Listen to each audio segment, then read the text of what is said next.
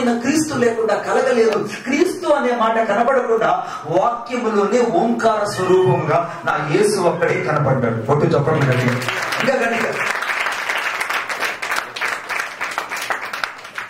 ఇప్పుడు యేసు ప్రభు కనపడ్డాడా? కనపడగానే లేదు అక్కడ చెప్పాలి. కనబడగానే అదే behind the Christ I will show it. కనబడని క్రీస్తుని నేను మీ కళ్ళకు చూపించాలనుకుంటున్నా. ఇది వాక్యం. ఈ రోజు మీ మెదళ్ళు బాగా పొదిలికిపోవాలి. ఈరోజు ఆమేన్. మీ మెదళ్ళు బాగా ఈరోజు ఏమవ్వాలి? పొదిలికిపోవాలి. మెదళ్ళు బాగా షార్ప్ అయిపోవాలి. కనబడని క్రీస్తు ఇక్కడ కనబడుతూ ఉంటే హృదయానికి ఆనందంగా కనపడుతుందా లేదా? ఆదిలో వాక్యం ఉన్నది, వాక్యమే దేవుడై ఉన్నాడు, వాక్యమే సర్వమైనది, వాక్యం లేకుండా ఏది కలగలేదు, కలిగి ఉన్నది ఏది ఆయన లేకుండా కలిగలేదు. ఆయన జీవమన్నంటే ఆయన వాక్యం అని చెప్పబడిందంటే ఆ వాక్యమే క్రీస్తు అయి ఉన్నాడన్న విషయము ప్రత్యక్షత కలిగిన వాళ్ళకి తప్ప మరి ఎవరికి అర్థం కాలేదు. పొట్టు చెప్పడం గట్టిగా. ఇప్పుడు నా యేసు క్రీస్తు ప్రభువు కనబడకుండా ఆయన కనబడడానికి ఇష్టపడతాడు. మీకు అద్భుతమైన మాట చెప్తాను నేను. చూడండి నాతో పాటు, దయచేసి నాతో పాటు చూడండి. హెబీల్ రాసిన పత్రిక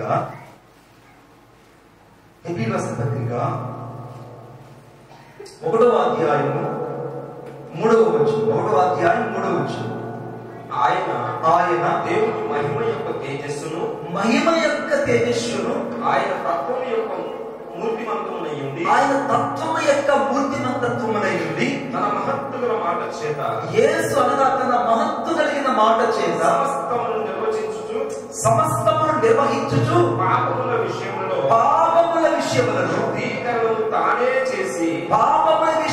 శుద్ధీకరణము తానే చేసి దేవతల కంటే ఎంత శ్రేష్టమైన నామము పొందెనో, దేవతల కంటే దేవుళ్ళు అనబడే వారందరికంటే దేవుడైనటువంటి యేసుక్రీస్తు ప్రభువు ఎంత మహిమోన్నతమైన స్థానాన్ని సంపాదించాడో వారికంటే అంత శ్రేష్ఠుడై ఉన్నత లోకమందు మహామహుడగు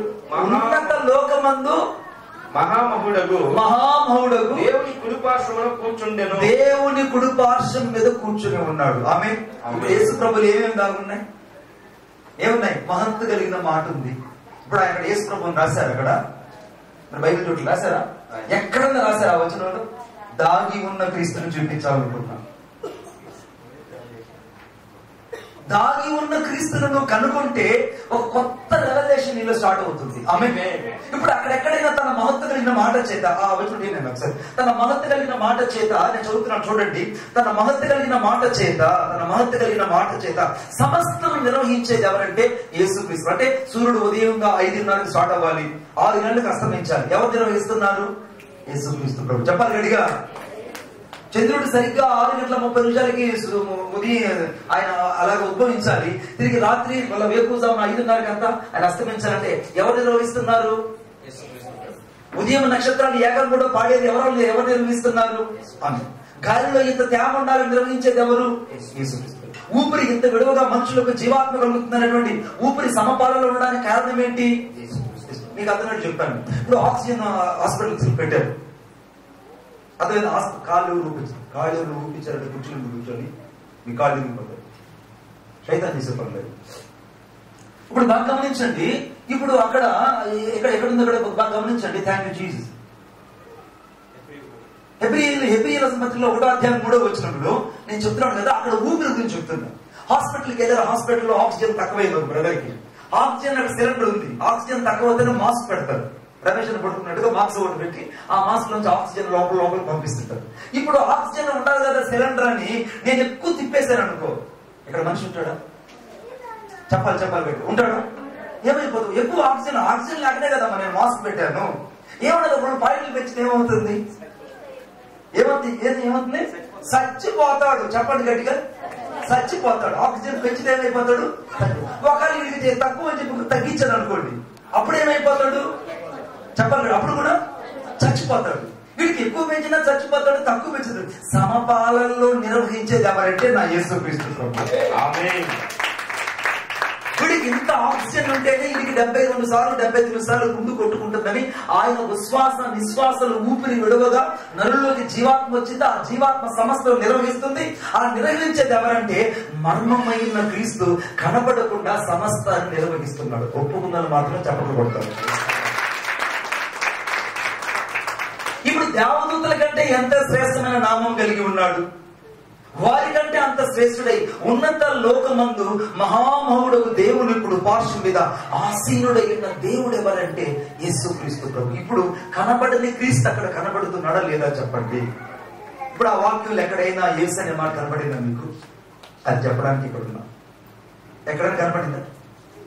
మీరు అర్థమైంది నేను చెప్పిన మాట.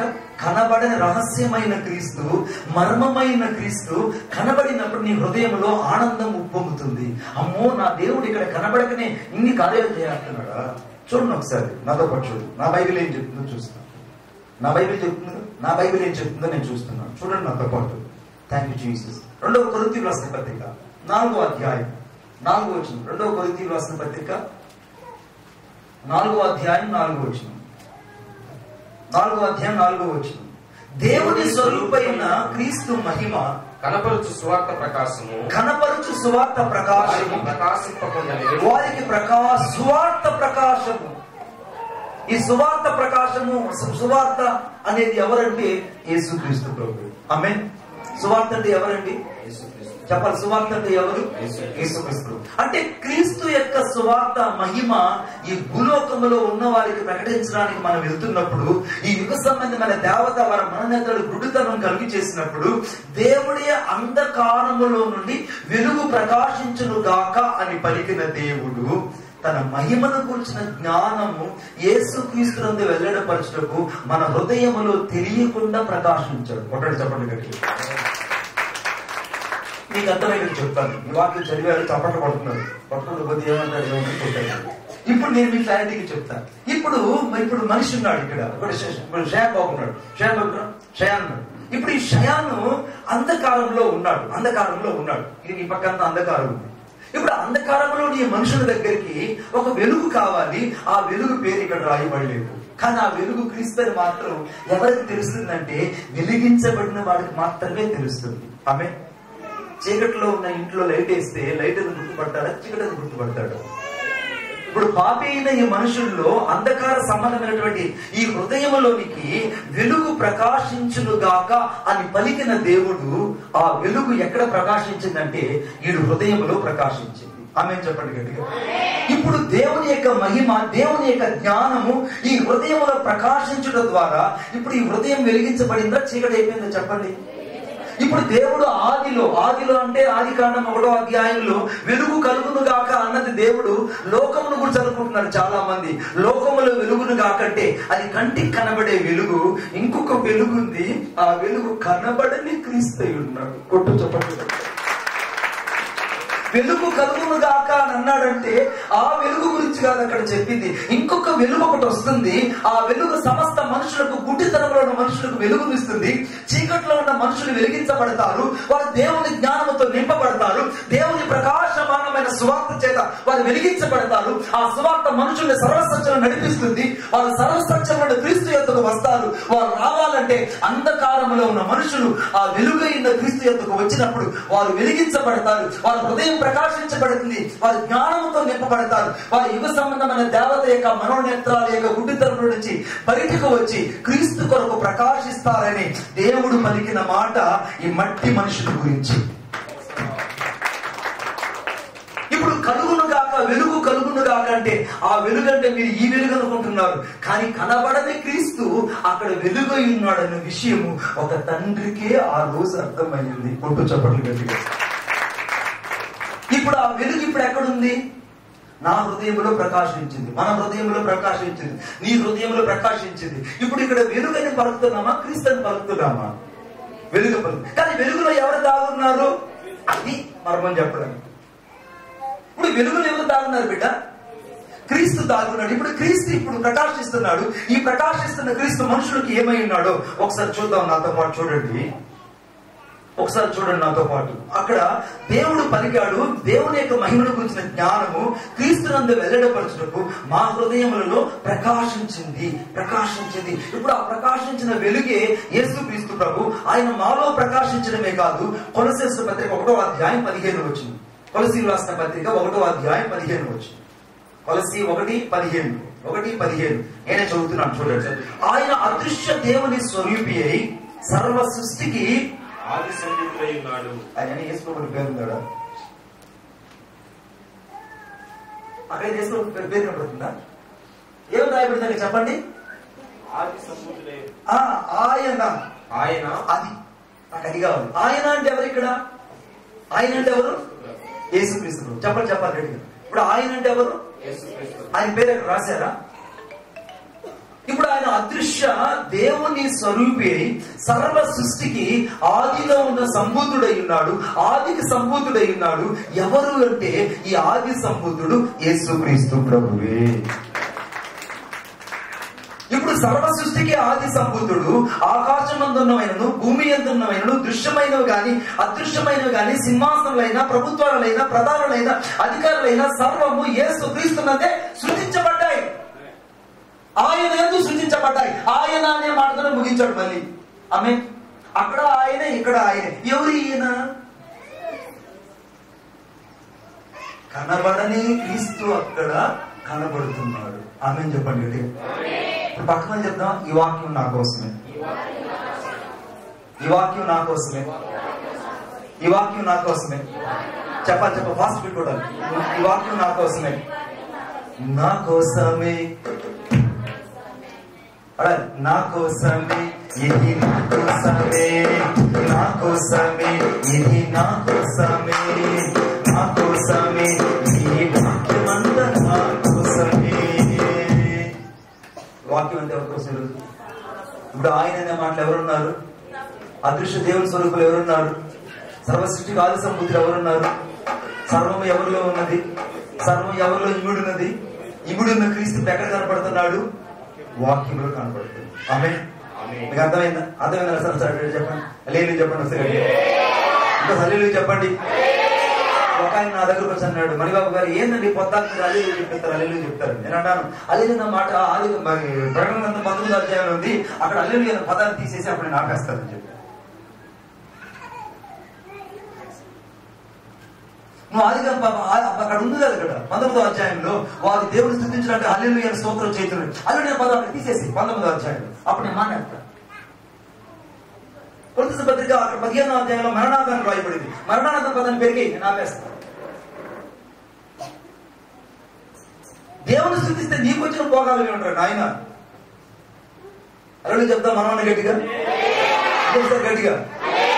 ఇప్పుడు కనబడని క్రీస్తు అక్కడ కనబడుతున్నాడు. అవి సర్వము యేసునందు సృజించబడ్డాయి. సర్వమును యేసుని ద్వారా ఆయన బట్టి సృజించబడ్డాయి. 17 వచ్చిన అందరూ తెలియజేద్దామా? 17 వచ్చిన ఆయన అన్నిటికంటే ముందుగా ఉన్నవాడు. మళ్ళా ఎవరు ఆయన?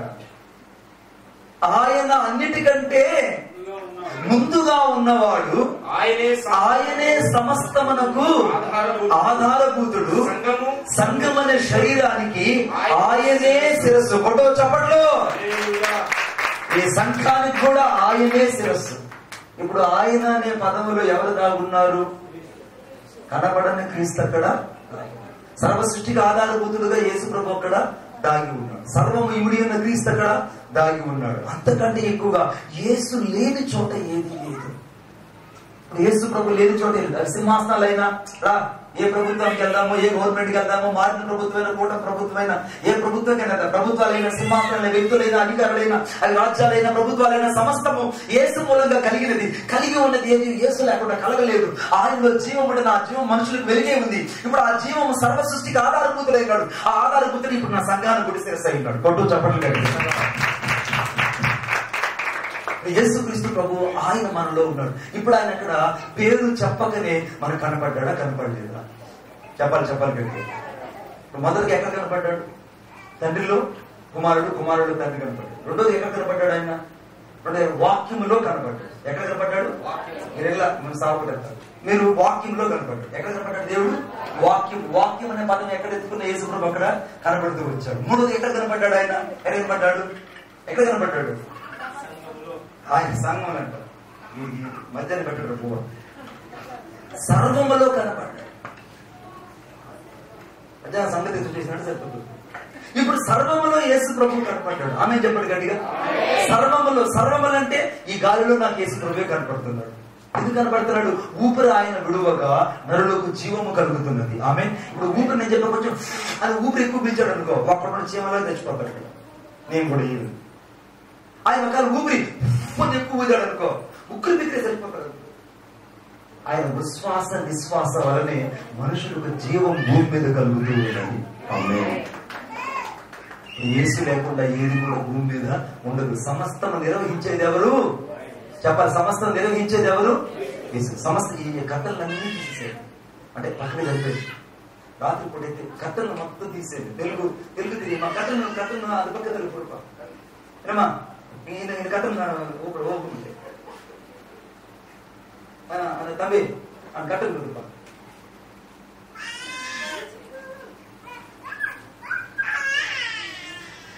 నీకు వెనక కట్టలు కుదురుపా. మారలే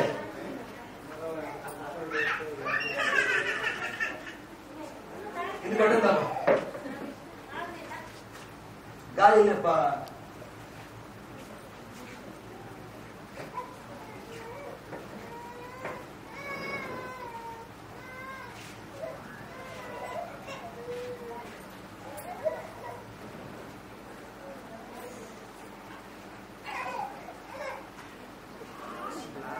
అందరూ కట్టలు అంటే వేసేస్తే ఆయన మాత్రం వెలుగు కూర్చాడు. ఎందుకంటే ఆ వెలుగులో ఉన్నది ఎప్పుడు బయటకు పోకుండా టెక్నాలజీ చేయాలన్నా ఇమేజింగ్ చేయాలన్నా ఫాస్ట్ గా తర్వాత నేను చెప్పండి కదా. చూడు అందరూ అక్కడ చెక్ వస్తే ఈ ఫాస్ట్ గారు మాత్రం మామూలుగా నిలిచి చెప్పారంటే నీకు వైరన్నా దిగిపోవాలి కానీ కట్టలు దిగిపోవాలి. ఇప్పుడు కుమారుడు అక్కడ దాగి ఉన్నాడా లేదో చెప్పండి నాతో పాటు. మూడో విషయం చెప్తున్నా. మూడు చూడండి. త్వరగా అందరూ బైబిల్ తీయాలి.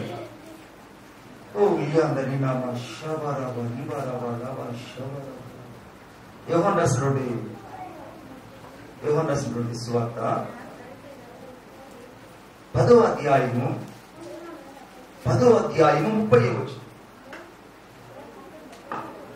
10వ అధ్యాయం 30వ వచనం. నేనును తండ్రియును ఏకమై ఉన్నామని వారితో చెప్పాను. యూదులు ఆయనను కొట్టవలెనని మరలా రాళ్ళు చేత పట్టుకొనగా యేసు తండ్రి యొద్ద నుండి అనేకమైన మంచి క్రియలను మీకు చూపించాను. ఏ క్రియ నిమిత్తం నన్ను రాళ్ళతో కొట్టుతారని వారిని అడిగాను. ఏ క్రియ నిమిత్తం మీరు నన్ను రాళ్ళు ఎత్తుకుని కొట్టాలనుకుంటున్నారు? యేసుప్రభు అడిగిన మాట ఏంటి? ఎవరు మాట్లాడుతున్నారు?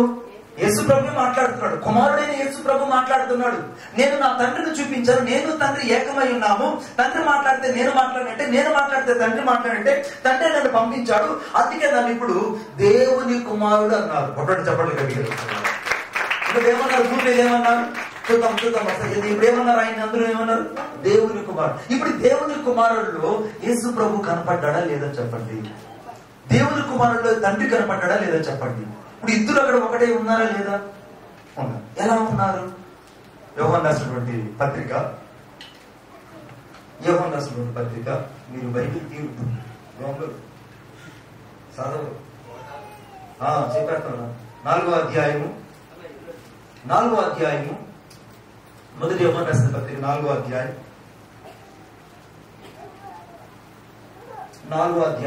16వ వచనం 15వ వచనం. ఈ మాట గట్టి చదవాలి. యేసు దేవుని కుమారుడని ఎవడు ఒప్పుకొనునో వానిలో దేవుడు నిలిచి ఉన్నాడు. వాడు దేవుని యందు ఉన్నాడు. ఎంత అద్భుతమైన సత్యం ఇది. ఆమేన్ చెప్తాం గట్టిగా. ఇప్పుడు యేసు దేవుని కుమారుడని ఎవడు ఈ భూలోకములో ఒప్పుకుంటాడో, యేసు దేవుని కుమారుడని ఎవరు అంగీకరిస్తారో, యేసు దేవుని కుమారుడని ఎవరు భూమి మీద ఒప్పుకుంటే పలుకుతారో, ఇప్పుడు వారు మాత్రమే దేవుని యందు నిలిచి ఉంటారు. వారిలో ఎవరుంటారు? దేవుడు ఉంటారు. ఆమె చెప్తాను. ఇప్పుడు యేసు ప్రభు దేవుని కుమారుడని చెప్పే ప్రతి ఒక్కరిలో ఎవరుంటారు? దేవుడు ఉంటాడు. దేవుడు ఎవరిలో నిలిచుంటాడు? యేసులో, అనగా మనలో నిలిచి ఉంటాడు. ఇప్పుడు నేనేం పలుకుతున్నానంటే యేసు దేవుని కుమారుడు. యేసు దేవుని కుమారుడని ఎవడు ఒప్పుకుంటాడో దేవుడు వానిలో నిలిచుంటాడు, దేవుడే వానిలో ఉంటాడు. ఎగ్జిస్ట్ ఆఫ్ గాడ్, అనంత విశ్వములో ఉన్న ఈ దేవుడు, అనంత విశ్వములో ఉన్న దేవుడు ఈ మట్టి హృదయంలో ఇమిడిపోవడానికి ఆయన ఎందుకు ఇష్టపడ్డాడంటే, కుమారుడిని ఎవడైతే దేవుని కుమారుడిని ఒప్పుకుంటాడో వాళ్ళకి వచ్చేస్తారు. ఆమేన్. అర్థమవుతుందని చెప్పేది. ఎవరైతే యేసు దేవుని కుమారుడు, యేసు దేవుని కుమారుడు, యేసు దేవుని కుమారుడిని ఎవరైతే పదే పదే పలుకుతారో వారిలోకి ఆ ఎగ్జిస్ట్ అంటే అనంత విశ్వంలో కనబడుతున్నటువంటి ఆ తండ్రి సమస్తము వచ్చి వాళ్ళు నిలబడిపోతాడు. తండ్రి వాళ్ళు ఉండిపోతాడు. ఇప్పుడు తండ్రి వాళ్ళు నిలబడటమే కాదు, తండ్రి వాళ్ళు ఉండడమే కాదు, కుమారుడు, తండ్రి, పంపిన పరిశుద్ధాత్మ ముగ్గురు ఇక్కడే నివసిస్తుంటారు. కొట్టు చప్పట్లు గట్టిగా. ఇప్పుడు అక్కడ కుమారుడైన యేసులో తండ్రి కనపడ్డాడు, తండ్రిలో కుమారుడు కనపడ్డాడు. వారు ఇప్పుడు ఎక్కడున్నారు? మనలో ఉన్నారు. అది చెప్పలేదు మీరు. ఎక్కడున్నారు ఆయన? చెప్పాలి. ఇప్పుడు ఎక్కడున్నారు? ఇప్పుడు వాళ్ళు మనలో ఉన్నారు. మీకు అర్థమైంది చెప్పేది? మీకు ఒక అద్భుతమైన మాట చెప్తారు, అర్థమేంటండి. మీ నాన్న కుట్టించిన చొక్కాయి నీకు సరిపోతుందా? చిన్నోడుకున్నావు నువ్వు. మీ నాన్న కుట్టించిన లాల్చి లేదా నాన్న కుట్టించిన షర్ట్ ఇది సరిపోతుందా? చిన్నోడు అనుకో, చాలా చిన్నోడు అనుకో, సరిపోదు. ఎందుకు సరిపోదు? ఆయన పెద్దోడు ఇచ్చింది. కానీ ఈడు తొలువు పిల్లోడు అనుకో, యోహాను తొలువు పిల్లోడు అనుకో, వాడు వాళ్ళ నాయన చొక్కా వేసుకొని కూడా వాడు తిరుగుతున్నాడు అనుకో, అప్పుడు వాడిని ఏమంటారు నేను చెప్పనా? వాళ్ళ నాయన చొక్కా వేసుకొని తిరుగుతున్నాడు, వాడు లూజు చొక్కా వేసుకున్నాడు అని మాత్రం అన్నారు. కొట్టండి చప్పట్లు గట్టిగా.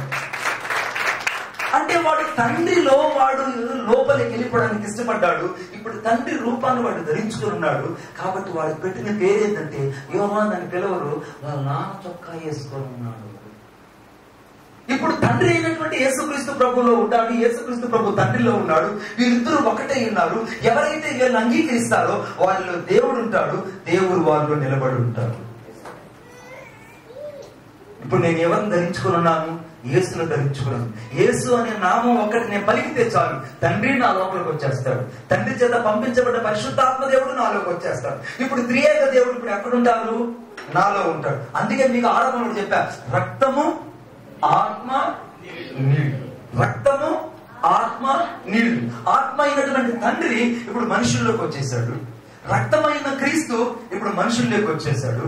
నీరైన వాక్యము ఇప్పుడు మనుషుల్లోకి వచ్చేసాడు. ఇప్పుడు ముగ్గురు అక్కడెట్లా ఒకటుకున్నారు, ఇప్పుడు కూడా తండ్రి, కుమారుడు, పరిశుద్ధాత్మ దేవుడు ఈ మట్టి హృదయంలో నివసిస్తున్నారు.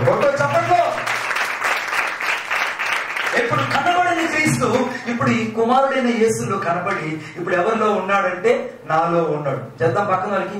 నా కోసమే, నా కోసమే, ఇది నా కోసమే, నా కోసమే, ఇది నా కోసమే, నా కోసమే, ఇది నా కోసమే, నా కోసమే, ఈ వాక్యం నా కోసమే.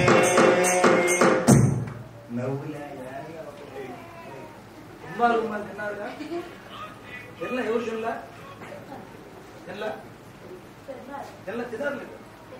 తినలేదా? ప్రభుత్వుడు అంటున్నాడు, ఆయన ఎంత తినకుండా ఉంటే మనకంత మంచిది రా ఆయన అంటున్నాడు. ఆయన నేను తినకుండా పోతే నీకు అంటే, అవును ఆయన ఎంత ఉపవాసంతో ఉంటే మనకంత క్షేమం. నువ్వు మాత్రం నీదేమో బంగారు కడుపు, నాదేమో మట్టి కడుపు. నాయన నేను కూడా నీలాగే ఉన్నా, కానీ నా లోపల నా భయం ఏంటంటే ఈ రోజు నేను క్రీస్తు మహిమను ప్రత్యక్షపరచకపోతే, క్రీస్తు ప్రజలకు కనబడకపోతే, క్రీస్తు ప్రజలకు అర్థం కాకపోతే నేను అర్థం కాను. నేను అర్థం అవ్వాలంటే మొదట క్రీస్తు నీకు అర్థం అవ్వాలి. ఎప్పుడైతే మర్మమైన క్రీస్తు నీ జీవితంలో అర్థమవుతాడో అప్పుడు మహిమ కలిగిన క్రీస్తు నీ హృదయంలో ప్రకాశిస్తాడు.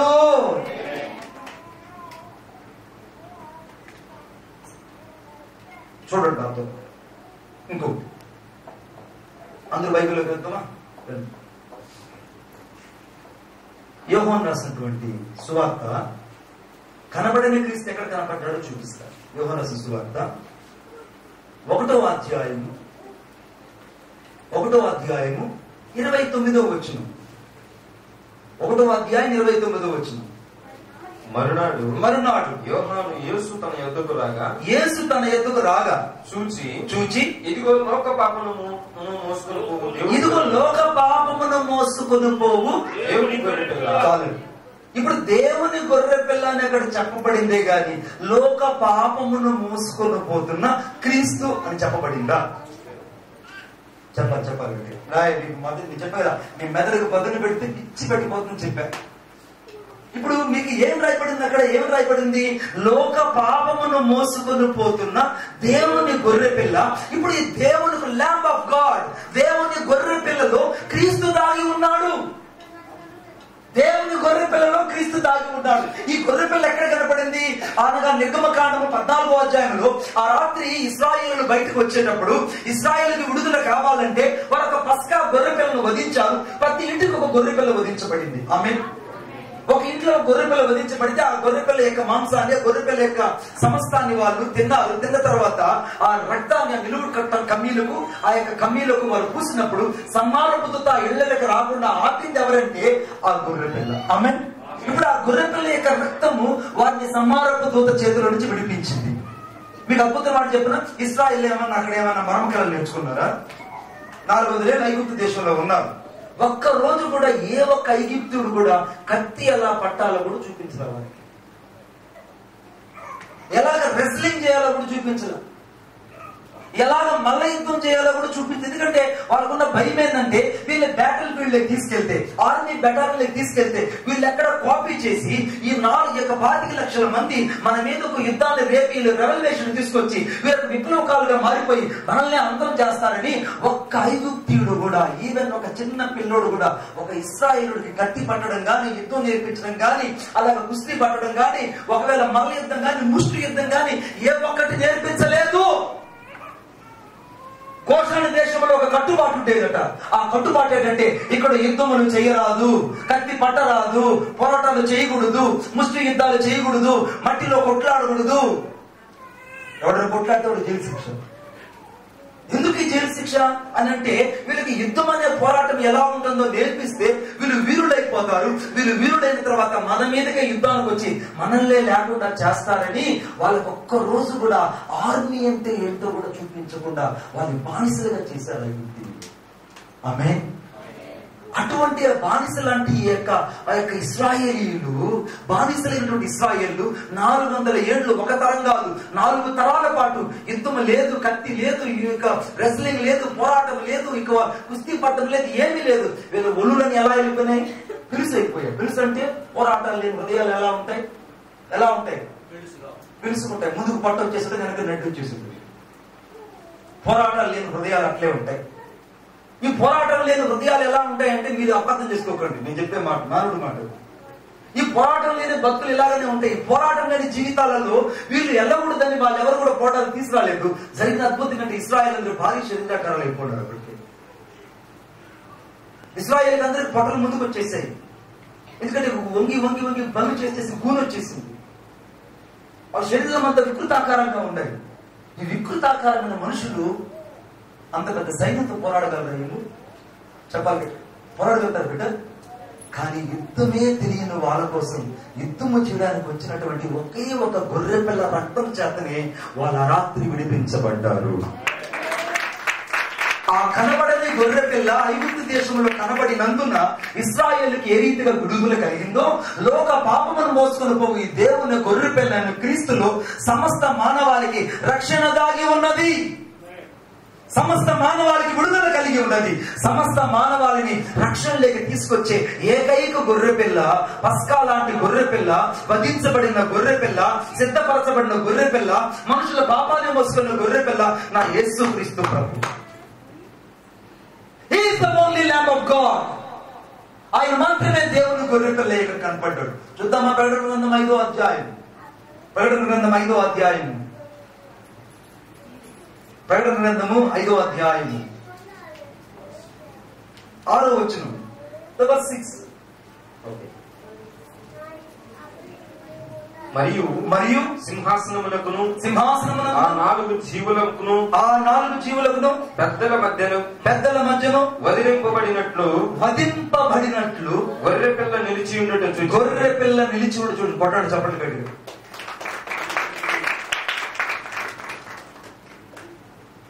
ఇప్పుడు పస్కా అనగా నిర్గమకాండంలో కనబడినటువంటి 14 అధ్యాయాలు కనబడిన ఆ గొర్రె పిల్ల, యోహాను రాసిన 1వ అధ్యాయం 26వ వచనం కనబడిన ఈ గొర్రె పిల్ల, ప్రకటన గ్రంథం 5వ అధ్యాయం 6వ వచనం కనబడిన ఈ గొర్రె పిల్ల, వధించబడిన గొర్రె పిల్ల. అక్కడ క్రీస్తు వధించబడ్డానని రాయబడలేదు అక్కడ. ఆమేన్ చెప్పండి గట్టిగా. గొర్రె పిల్లలు ఎవరు దాగి ఉన్నారు? ఎవరు దాగి ఉన్నారు? క్రీస్తు దాగి ఉన్నారు.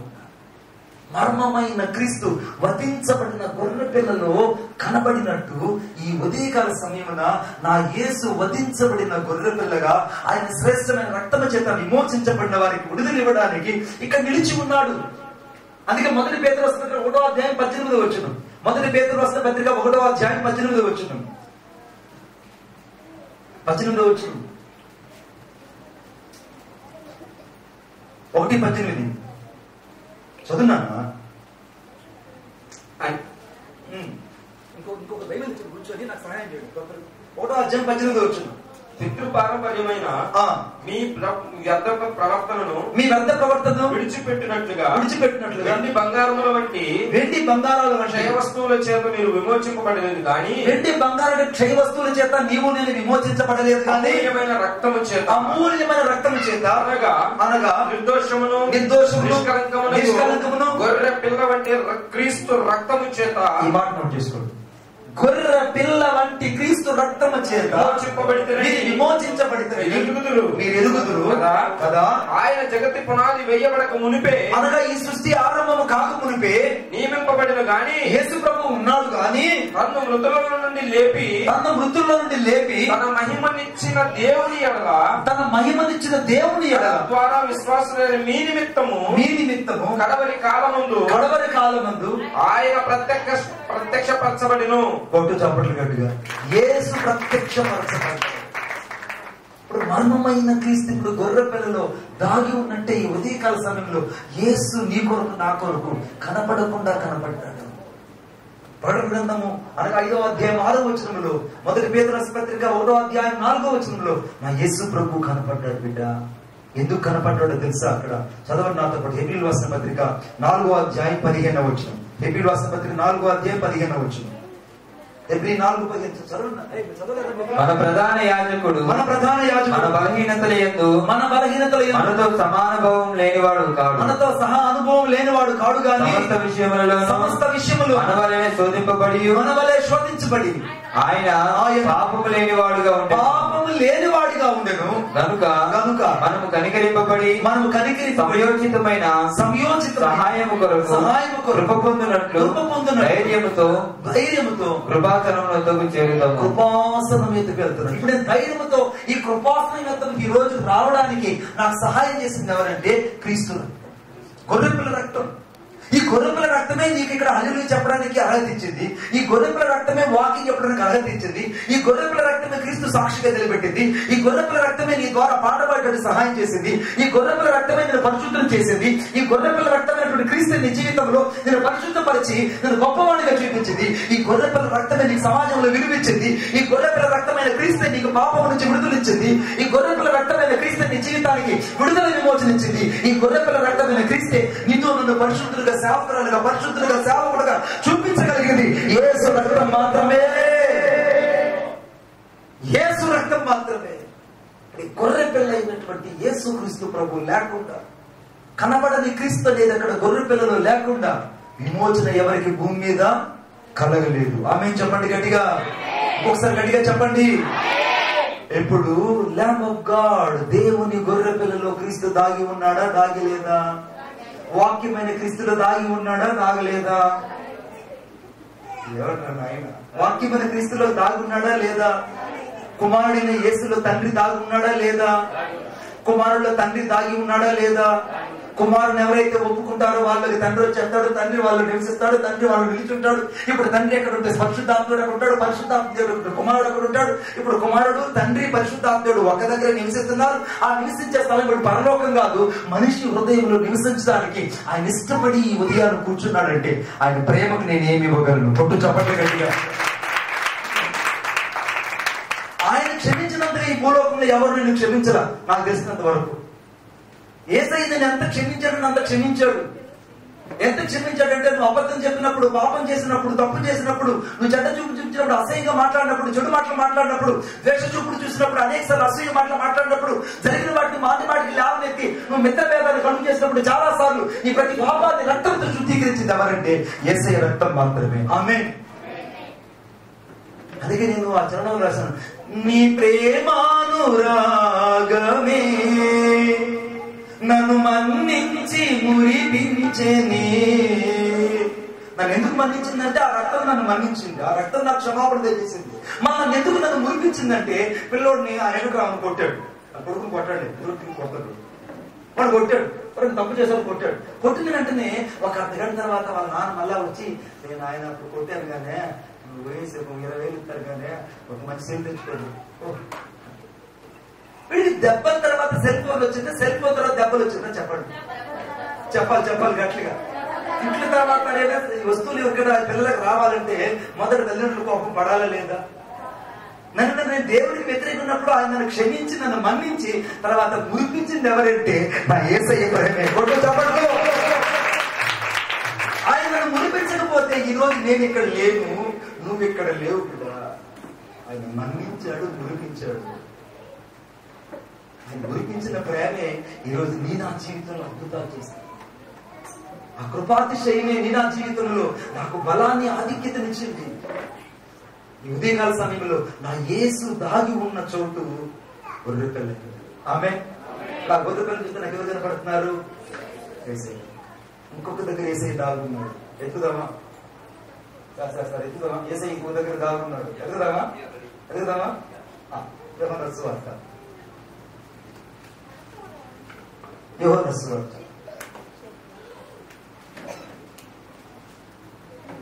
సువార్త అందరూ తీయాలని కోరుకుంటున్నాను. 10వ అధ్యాయము, యోహాను సువార్త 10వ అధ్యాయము 10వ వచనం. దొంగతనమును హత్యను నాశనము చేయుటకు వచ్చును గాని దేనికి రాడు. మరి దేనికి రాడు? పిల్లకు జీవము కలుగుటకును, గొర్రె పిల్లకు జీవము కలుగుటకును, అది సమృద్ధిగా కలుగుటకును, నేను వచ్చిందని నీతో నిశ్చయముగా చెప్పుచున్నాను. ఆమేన్. ఒక అద్భుతమైన మాట ఇప్పుడు తాటు రావాలి లోపల వచ్చుంటుంది అనుకుంటా. వచ్చుంటే మీరు ధన్యులు, షార్ప్గా ఉన్నారు. ఏంటి ఆ థాట్ అంటే ఫస్ట్ పార్ట్ లో ఏమో గుర్రె పిల్లగా కనపడ్డాడు. ఫస్ట్ పార్ట్ లో ఏం చేశాడు? గుర్రె పిల్ల కనపడ్డాడు. సెకండ్ పార్ట్ లోకి వచ్చేటప్పటికి మనం గొర్రెలైనాము, ఆయన కాపరయ్యాడు. కొట్టు. ఫస్ట్ పార్ట్ లో ఏమో ఆయన వధించబడిన గొర్రె పిల్లగా, శిక్షను భరించిన గొర్రె పిల్లగా, లోక పాపమును మోసుకున్న గొర్రె పిల్లగా కనపడ్డాడు. ఎప్పుడైతే సిలువలో రక్తం కాచి ప్రాణం పెట్టి సమస్త మానవులను విమోచించాడో అప్పుడు ఆయన కాపరిగా కనపడ్డాడు. ఇప్పుడు నీవు నేను గొర్రె పిల్లలుగా యేసు కనపడ్డాము. ఆమేన్ చెప్పండి గట్టిగా. ఇప్పుడు ఈ గొర్రె పిల్లలను చూస్తే ఎవరు కనపడుతున్నారు? గొర్రె పిల్లలను చూస్తే గొర్రె మందం చూస్తే సంఘం గొర్రె పాటలు ఉన్నారు. వాళ్ళు ఎంత ఆనందం, మా ఇంటి పేరు ఈరోజు హరిబాబా అంటే మా ఇంటి పేరు ఉన్నదంటే ఈరోజు నా కథే వేరు అనుకుంటున్నాడు. ఇప్పుడు ఈ గొర్రెలంటే ఎవరంటే సంఘము. ఇప్పుడు కాపరంటే ఎవరు? కాపరి ఎవరు? ఇప్పుడు నా కాపరి ఎవరంటే యేసుక్రీస్తు ప్రభు. ఇప్పుడు యేసుక్రీస్తు ప్రభు కాపరి అనే మాట కనపడిందా? క్రీస్తు అనే మాట కనపడిందా? మరి కాపర్లు ఎవరు దాగున్నారు? అదే మర్మం. ఇక్కడ సింపుల్ లాజిక్ అంతా ఎక్కడ ఉంటుంది? మ్యాజిక్ లోనే ఉంటుంది. లాజిక్ ఎక్కడ ఉంటుంది బిడ్డ? మ్యాజిక్ లో ఉంటుంది. ఆ లాజిక్ లో మ్యాజిక్ ఏంటంటే కాపర్లో క్రీస్తు కనపడుతున్నాడు. ఆమె చెప్పండి గట్టిగా. కాపర్లో క్రీస్తు ఎలా కనపడుతున్నాడో చూద్దాం ఒకసారి. నాతో పాటు చూడండి. కాపర్లో క్రీస్తు ఎలా కనపడుతున్నాడో చూద్దాం. మొదటి పేతురు రాసిన పత్రిక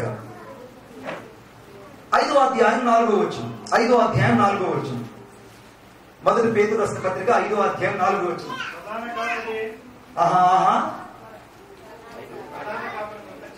ప్రధాన కాపరి ప్రత్యక్షమైనప్పుడు మీరు వాడవారిని మహిమా కిరీటమును పొందుదురు. ఆమేన్ చెప్పండి గట్టిగా. ఇప్పుడు నా యేసయ్య ఎక్కడ కనపడ్డాడు? అక్కడ ప్రధాన కాపరిగా కనపడ్డాడు. ప్రధాన కాపరి అంటే ఎంతమంది కాపరులుగా ఉండొచ్చు? ఎంతమంది పాస్టర్ ఉండొచ్చు? చీఫ్ పాస్టర్, ముఖ్యమైన కాపరి, ప్రధాన కాపరి. నేనాయన గొర్రెను, నేనాయన గొర్రెను,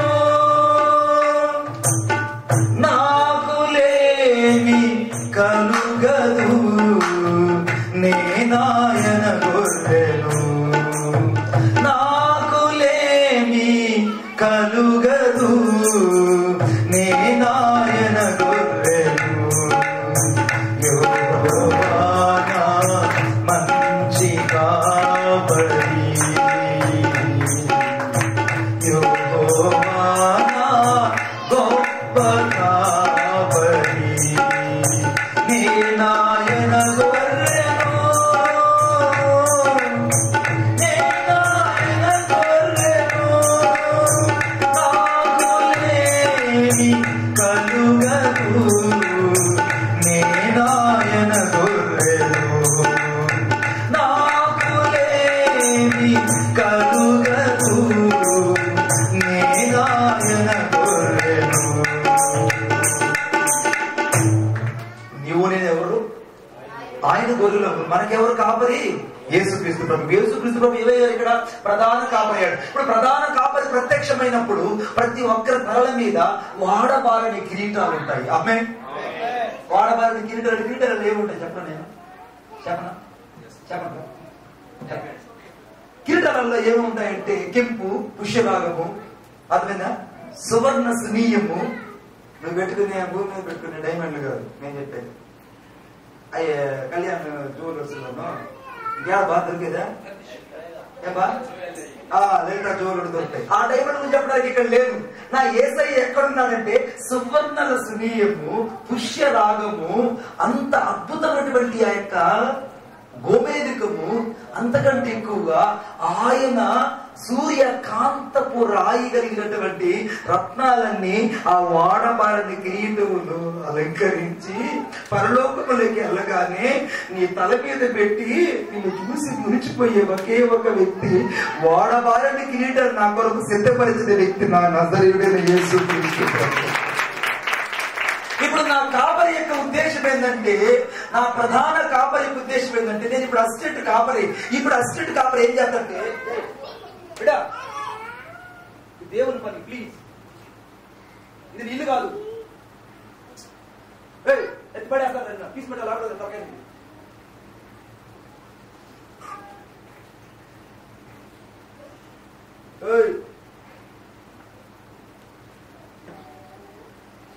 జరిగిన సంఘటన ఏంటంటే, వాడబారనేటువంటి ఆ కిరీటాన్ని ఎవరి తల మీద పెడతాడు దేవుడు అంటే, ఎవరైతే భూలోకంలో అలిసిపోయినట్టు సేవ చేస్తారు, ఆత్మల కోసం ఎవరైతే ఆర్తనాదులు చేస్తారు, ఎవరి కోసమైతే మట్టి పూసుకొని దేవుని కోసము, అర్థమైందా, దూరులో ఉండి అనాథ దూరులాగా మారిపోతారో, సమర సైతం వారు కొలుములో వేసిన పుటమలాగా మారిపోతారో, ఆత్మల కొరకు ఎవరైతే పరితపిస్తారో, సమస్తాన్ని ఎవరైతే క్రీస్తు కొరకు పరితపిస్తారో, ఎవరైతే భూలోకంలో వాటిని గంటగా ఎంచుతారో, వారి కొరకు దేవుడు వాడబారని కిరీటాన్ని వాళ్ళ తలని మీద దేవుడు పెడతాడు. కొట్టుడు చప్పట్లు గట్టిగా.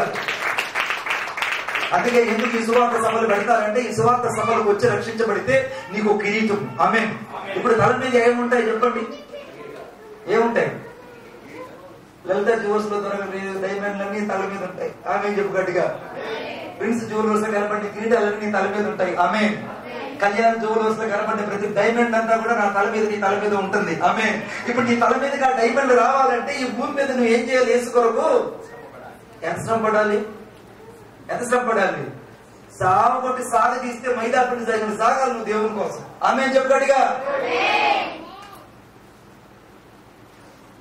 నీ జీవితంలో ఎంత నువ్వు సాగు తీస్తే అంతగా నువ్వు దేవుని కోసం ఎక్స్పాండెడ్ అవుతావు. అది ఎవరిలో ఉంటుందంటే, ఒక ప్రధాన కాపరి కింద ఎవరైతే కాపరతో చేయాలనుకుంటారో ఆ కాపరికి మాత్రమే ఈ లక్షణాలు వస్తాయి. ఆమేన్. ఇప్పుడు అద్భుతులు మాట చెప్తారు చూడండి. ఇప్పుడు కాపర్లో యేసు ప్రభు కనపడడం లేదా? నవ్వలేదే? ఇప్పుడు చూడండి నాతో పాటు దయచేసి. మొదటి అనగా పేతురు రాసిన పత్రిక 2వ అధ్యాయం 25 వచ్చింది. మొదటి పేతురు రాసిన పత్రిక 2వ అధ్యాయం 25 వచ్చింది. ఏందో అర్థం కాలేదు. మొదటి పేతురు రాసిన పత్రిక యేసుక్రీస్తు ద్వారా 2వ అధ్యాయం 25 వచ్చింది. మొదటి పేతురు 2:25 చదువు బిడ్డ. మీరు గొర్రెల వలె దారి తప్పిపోతుంది. మీరు గొర్రెల వలె దారి తప్పిపోతుంది కానీ ఇప్పుడు మీ ఆత్మల కాపరియు, మీ ఆత్మలకు కాపరి అధ్యక్షుడునైనా ఆయన వైపుకి ఇప్పుడు నేను మళ్ళీ ఉన్నాను. ఆమేన్. ఇప్పుడు నాకు ఇప్పుడు యేసు ప్రభు ఎవరు ఇక్కడ ఆత్మల కాపరిగా నాకు కనపడ్డాడు. ఎలా కనపడ్డాడు? నాకు మొదటిదేమో ప్రధాన కాపరిగా కనపడ్డాడు. ఈ కనపడని కాపరి నాకు యోహాను రాసిన సువార్త 10వ అధ్యాయంలో నేను గొర్రెలకు గొప్ప కాపరిని ఉన్నానని కనపడ్డాడు. అక్కడేమో నాకు కాపరి కనపడ్డాడు. మొదటి పేతురు పత్రిక 5వ అధ్యాయంలో ప్రధాన కాపరి కనపడ్డాడు. మొదటి పేతురు పత్రిక 2వ అధ్యాయంలో నా యేసుక్రీస్తు ప్రభు ఆత్మల కాపరిగా కనపడ్డాడు. ఆత్మల కాపరిగా నాకు కనపడ్డాడు. 3వ చూద్దాం. హెబ్రీయులకు రాసిన పత్రిక 13వ అధ్యాయము 13వ అధ్యాయము 13వ అధ్యాయం 20వ వచనం. గొర్రెల గొప్ప కాపరి అయిన యేసు మన ప్రభువు నిమిత్తము చాలండి. ఇప్పుడు నా యేసు ప్రభు ఎలా కనపడ్డాడండి? చెప్పాలి గట్టిగా. గొర్రెలకు గొప్ప కాపరి. చెప్పండి నాతో పాటు. ఇంటి పేరు గొప్ప అని చెప్తున్నారా? ఆ గొర్రెలకు వస్తుంది తినేయండి పండుగ. ఈ గొర్రెలకు గొప్ప కాపరి. చెప్పండి నా యేసయ్య నాకు గొప్ప కాపరి. ఎంత గట్టిగా చెప్పాలి ఇప్పుడు? నా యేసయ్య నాకు గొప్ప కాపరి. ఆమేన్. ఇప్పుడు నా ఆత్మల కాపరి అని చెప్పబడింది కాబట్టి యేసయ్య అని చెప్పలా. ఆత్మల కాపర్లు ఎవరు దాగున్నారు? గొప్ప కాపర్లు ఎవరు దాగున్నారు? ప్రధాన కాపర్లు ఎవరు దాగున్నారు? నేనే కాపరన్న మాటలు ఎవరు దాగున్నారు? కనబడని క్రీస్తు దగ్గర కనపడ్డాడో లేదా? అదే మాట. కనబడని క్రీస్తు అక్కడ కనబడుతూ వచ్చాడనంటే ఆయన నా జీవితంలో కాపరి. ఎవరైతే ఆయన కాపరత్వం కింద సేవ చేస్తారో, ఎవరైతే ఆయన ప్రధాన కాపరిగా మలుచుకుంటారో, ఎవరైతే క్రీస్తును ప్రతిబింబిస్తారో, ఎవరైతే క్రీస్తు కొరకు రాయబారులుగా ఉంటారో వారు భూలోకాన్ని ఏలుతారు. ఆమేన్. పరలోకంలో వారు గొప్ప ధన్యత పొందుతారు. ఇప్పుడు యోహాను రాసిన సువార్త 10వ అధ్యాయం 11వ వచనం. యోహాను రాసిన సువార్త 10వ అధ్యాయం 11వ వచనం. 10:11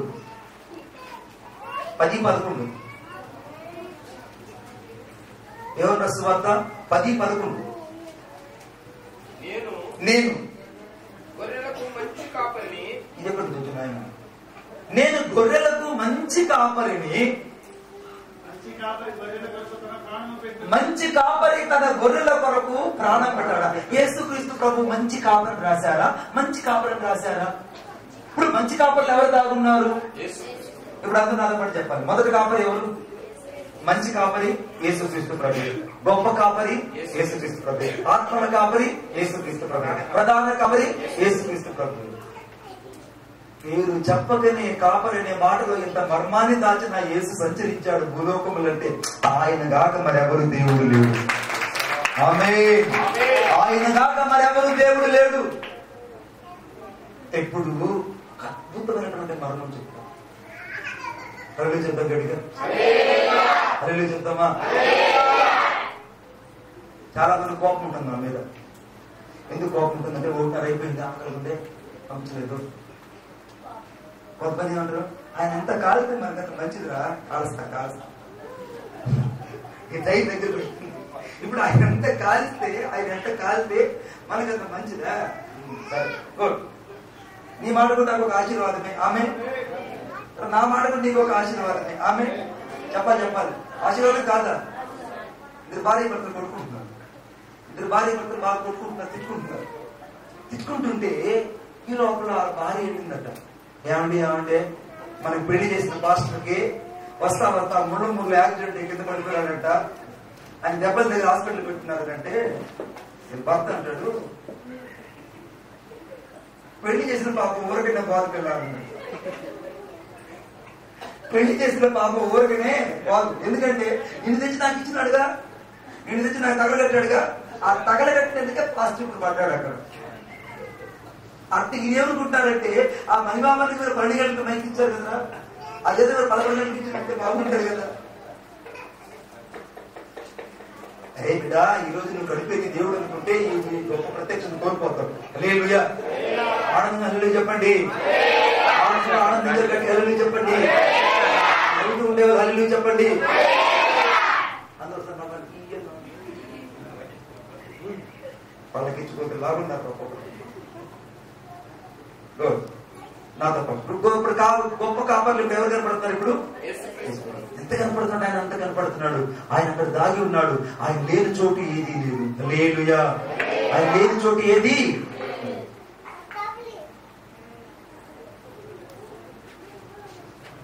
ఇంకెక్కడ కనపడ్డాడు యేసు ప్రభు చెప్పండి?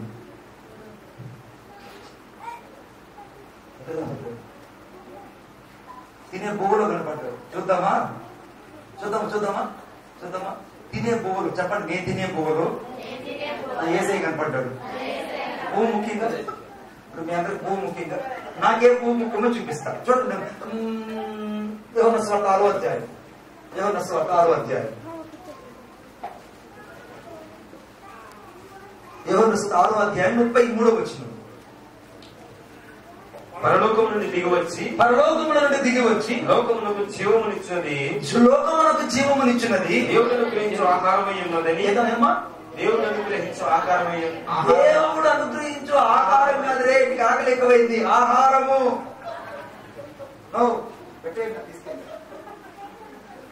ఆహారం కాదు బిడ్డ, ఆహారం. వాడు ఇంకా ఎక్స్ లో ఉన్నాడు. వాడు ఇంకా మాజీలోనే ఉన్నాడు. గుడ్. నెక్స్ట్ చదువున్నాను. 6వ అధ్యాయం 33వ వచనం. పరలోకములో నుండి దిగి వచ్చి లోకమునకు జీవమునిచ్చు దేవుడు అనుగ్రహించు ఆహారమై ఉన్నదని నీతో నిశ్చయముగా ఐ విల్ షూర్లీ, నేను నీతో నిశ్చయముగా చెప్పుచున్నాను. ఇప్పుడు ఆ జీవమునిచ్చే ఆహారములో ఎవరు దాగున్నారు? చెప్పాలి గట్టిగా. ఆహారంలో ఎవరు దాగున్నారు? ఆయనే నా ఆహారం. ఫోటో చెప్పండి గట్టిగా. ఇప్పుడు ఆహారం నేను తిన్నాను కాబట్టే ఈ రోజు నేను ఇంత యాంగ్జైటీగా బతకగలుగుతున్నా.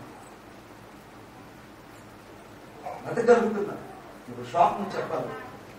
నా రమేష్ హాస్పిటల్ తీసుకెళ్లారు. ఆ రాత్రి నాకు చెప్తే నాకు ప్రాబ్లం వచ్చింది, చాలా క్రిటికల్ ప్రాబ్లం. డాక్టర్ చెప్పాడు, చాలా సీరియస్ వార్నింగ్ కూడా ఇచ్చాడు, హాస్పిటల్ వెంటనే అడ్మిట్ అవ్వాలని. రమేష్ అని నాతో మాట్లాడకుండా వెళ్ళిపోయాడు. యోహాన్ గారు నాతో మాట్లాడకుండా వాడు పాపం మనసు బాధపడి వెళ్ళిపోయాడు. శ్యామ్ బాబు నా దగ్గరకు వచ్చి ఇప్పుడు ఎట్టనగానే నువ్వు హాస్పిటల్ చేరాలనుకున్నాడు. నా పరిస్థితి అలా ఉన్నప్పుడు నాకు తెలుసు నా పరిస్థితి ఎలా ఉందో. కానీ మీరు ఎక్కడ విశ్వాసంలో సనగిలిపోతారు, ఏమాత్రం అలా చెప్పాలి. పక్క రోజు నాకు కనిగిరిలో మీటింగ్స్. ఆ కనిగిరికి మళ్ళా ఈ స్టాండ్ వేసుకొని, ఈ కెమెరా వేసుకొని, బ్యాగ్ వేసుకొని ఒక్కడిని బస్ ఎక్కి బస్సులో కూర్చొని నా ముందు నాకున్న అనారోగ్యం అంతా గుర్తొచ్చింది. ఒక పక్క నా ముందు నాకు ఇవ్వబడినటువంటి సహదాసులందరూ గుర్తొచ్చింది. మరొక పక్క నాకు ఇవ్వబడిన కుటుంబం గుర్తొచ్చింది. వీళ్ళ ముగ్గురు కంటే నా ముందున్న దేవుని పరిచయం గుర్తొచ్చింది. ఆ దేవుని పరిచయం కొరకు ఆ సాయంత్రం నేను అక్కడికి వెళ్ళి దేవుని వాక్యాన్ని ప్రకటన చేయడానికి ప్రయత్నించాడు.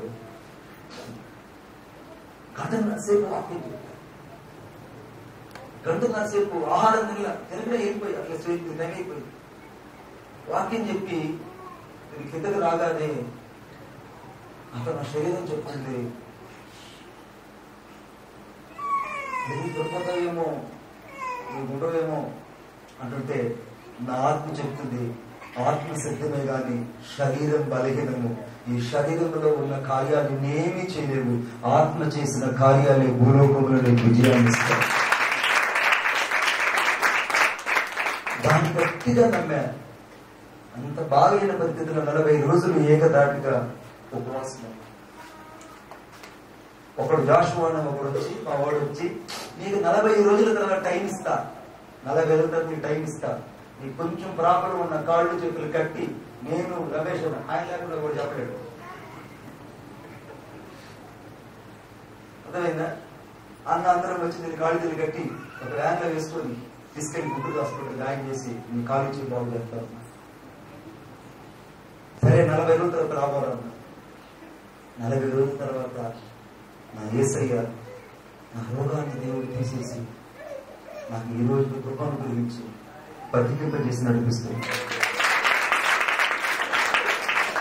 కారణం ఏంటంటే జీవమునిచ్చు ఆహారం ఎప్పుడైతే నువ్వు కడుపుకు తింటావో అప్పుడు నీ జీవితంలో కార్యాలు జరుగుతాయి. ఆమేన్. ఇప్పుడు మత్తయి 4:4 వచ్చింది. మత్తయి 4:4 మనుషుడు రొట్టె వల్ల మాత్రం కాదు దేవుని నోటి నుంచి ప్రతి మాట వల్ల జీవించును. మనుషుడు రొట్టె వలన మాత్రం కాదు కానీ రొట్టె వలన మాత్రం కాదు దేవుని నోట నుండి వచ్చి ప్రతి మాట వలన జీవిస్తాడు. ఇప్పుడు చదవండి అదే అనగా యోహాను సువార్త 6:35 వచ్చిన. యోహాను సువార్త 6:35 వచ్చిన. 6:35 వచ్చిన. అందుకు యేసు వారితో ఇట్లనెను, జీవాహారము నేనే, నా యొద్దకు వచ్చేవాడు నా యొద్దకు వచ్చేవాడు యేసు యొద్దకు వచ్చేవాడు యేసు యొద్దకు వచ్చేవాడు ఏ మాత్రము ఆకలి కొనడు. ఇప్పుడు జీవాహారం కంటికి కనబడుతున్నటువంటి ఆహారంలో కనబడని క్రీస్తు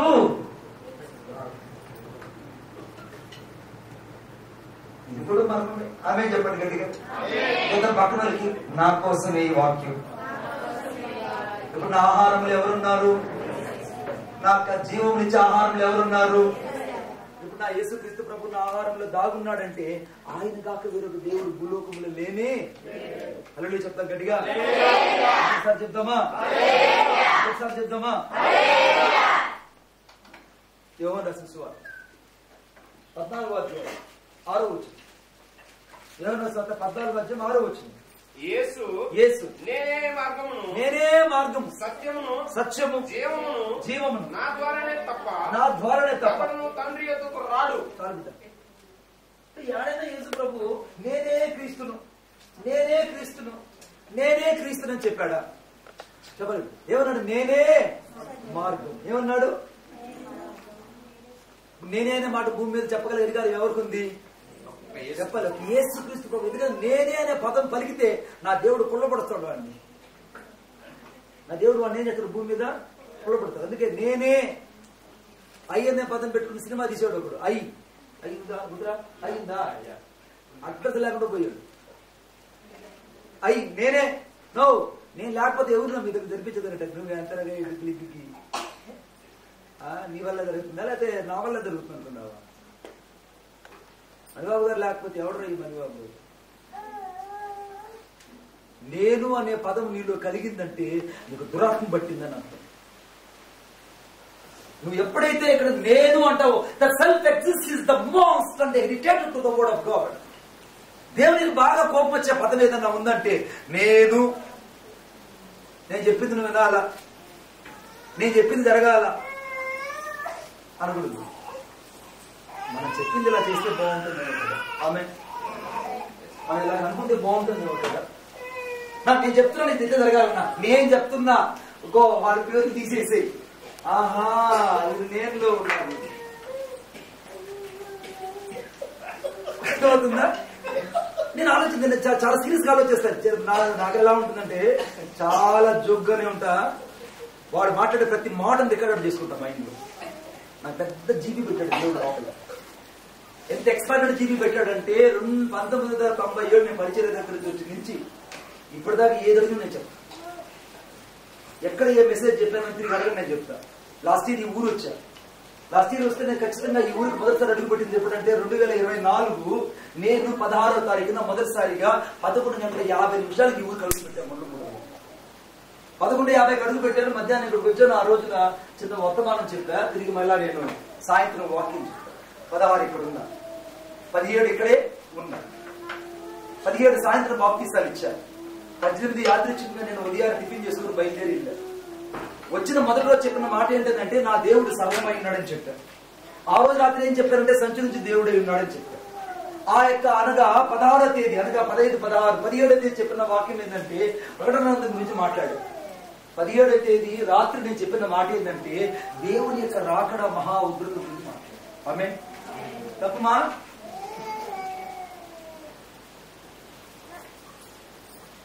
ఆలోచించండి బిడ్డ. ఇప్పుడు యేసుక్రీస్తు ప్రభు నేనే మార్గం అన్నాడు. చూడండి ఆ మార్గం ఎలా ఉందో చూద్దాం. యోహాను రాసిన చూడండి సువార్త, యోహాను రాసిన సువార్త 10వ అధ్యాయం 7వ వచనం. 10వ అధ్యాయం 7వ వచనం. కాబట్టి యేసు మరలా వారితో ఇట్లనెను, గొర్రెలు పోవు ద్వారాన్ని నేనే, నాకు ముందు వచ్చిన వారందరూ దొంగలను దోచుకున్న వారనే ఉన్నారు. నాకు ముందు వచ్చిన వాళ్ళంటే చెప్పాలి. నాకు ముందు వచ్చిన వాళ్ళంటే ఏం చెప్తే ఏమొచ్చిందో ఈ చెప్తున్నాను. నాకు ముందు వచ్చిన వాళ్ళందరూ దొంగలు దోచుకున్న వారై ఉన్నారు. చాలా మంది యేసుక్రీస్తు ప్రభు యొక్క కాలంలో చాలా మంది రాజులు వచ్చారు. వాళ్ళందరూ కూడా కాపర్లు కాదు. కొంతమంది నేనే దేవుడిని ప్రకటించుకున్నారు, వాళ్ళు కూడా దేవుళ్ళు కాదు. కొంతమంది నేనే దేవతలు అన్నారు, వాళ్ళు కూడా కాదు. నేనే దేవుని యొక్క మార్గానికి ద్వారమునై ఉన్నానని యోహాను రాసినటువంటి పత్రిక 10వ అధ్యాయం 7వ వచనములో నేనే ద్వారమును. ఇప్పుడు నా యేసు ద్వారమైన అంటే మార్గమా కాదా చెప్పండి. ఇప్పుడు పరలోకానికి వెళ్ళాలంటే ఎవరి ద్వారా వెళ్ళాలి? వాడి పేరు చెప్పాడా? యేసయ్య చెప్పాడా? పేరు చెప్పాడా? పేరు చెప్పకనే ద్వారం అన్నాడంటే ఇప్పుడు ఆ ద్వారంలో కూడా నాకు యేసయ్య కనపడుతున్నాడు. ఒట్టు చెప్పండి గట్టిగా. మాస్టర్ గారు కూర్చోండి, లేదు ద్వారం అక్కడ మనం అడ్డానికి కూర్చుంటాడు ద్వారాలు. ఈ ద్వారంలో కూడా నాకు ఎవరు కనపడుతున్నారు? చెప్పాలి గట్టి. ఎవరు కనపడుతున్నారు? యేసు కనపడుతుంది. ద్వారంలో ఎవరు కనపడుతున్నారు? యేసు. తినే రొట్టెలు ఎవరు కనపడుతున్నారు? తాగే నీళ్ళల్లో. ఏంత ఆశ్చర్యంగా చెప్తాను. తాగే నీళ్ళల్లో కూడా ఏంటా బాబా చూపుతా మర్మ అనిపిస్తే ఎలా చూపుతాడు. యోహాను రాసినటువంటి సువార్త 4వ అధ్యాయం చదువు. యోహాను రాసిన సువార్త 4వ అధ్యాయం 13వ వచనం. అందుకు యేసు ఇదిగో ఈ నీళ్లు తాగు ప్రతి వాడును, ఈ నీళ్లు తాగే ప్రతి వాడును మళ్ళా తప్పికొంటాడు. నా యేసయ్య ఇచ్చే నీళ్లు త్రాగువాడు ఎన్నటికి తప్పికొనడు. కొట్టు చప్పట్లు గట్టిగా. నేనిచ్చే నీళ్లు త్రాగువాడు ఎన్నటికి దప్పిక. ఇప్పుడు ఈ నీళ్ళలో ఎవరు కనపడుతున్నారు బిడ్డ? తినే ఆహారాలు ఎవరు కనపడుతున్నారు? ద్వారంలో ఎవరు కనపడుతున్నారు? ఆ కిటికీలు ఎవరు చూపిస్తారు? కిటికీలో ఏందన్నా ఈ మర్మమైన క్రీస్తు కిటికీలో కూడా వేస్తూ ఉంటాడా?